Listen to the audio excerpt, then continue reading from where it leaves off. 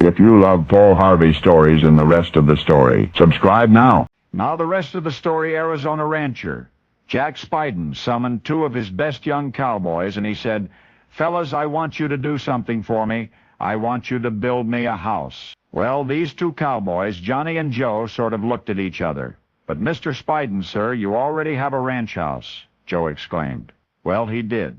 But he said, "Every good ranch needs a place to keep records, do paperwork, and light. And even though the J6 was still small and struggling, I'd sure enough need a separate office someday." So Johnny and Joe said they understood, and they started to work. They would construct the one-room building in the traditional territory way. First, they dug a pit near the site and mixed the adobe soil from the hole with water and straw. Then they'd barefoot stomp the mixture to the right consistency. They'd slop the mud into wooden forms, put the forms out to bake in the blazing southwestern sun. It took 2 days for the adobe bricks to harden upright. Then Johnny and Joe laid them in walls using fresh adobe mortar. Once the walls were in place, the cowboys slashed on linseed oil to darken and harden them further. And to make the roof, they gathered bare grass, dried it in sheaves. Jack Spiden instructed, "I want mesquite window frames and a curved fireplace in the corner." Well, Johnny and Joe quietly and competently did it all.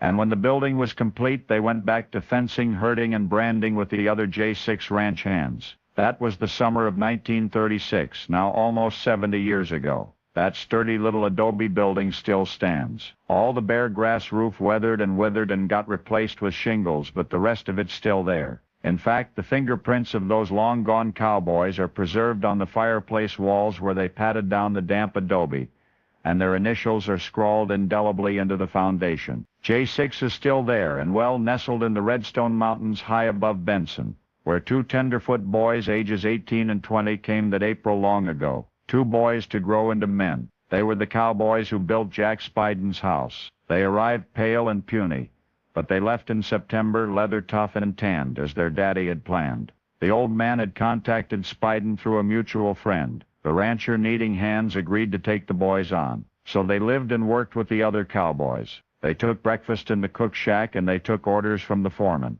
They rode, they wrangled, they doctored for screwworms, they stretched barbed wire, and eventually excelled in every way. Hard workers, alert, willing, that's how folks remember them. You remember him another way. You always thought of him as a rich young man breathing rare air. But for one time in their young lives, life was real. For 3 doors down on Easy Street, you'll find an unexpected address.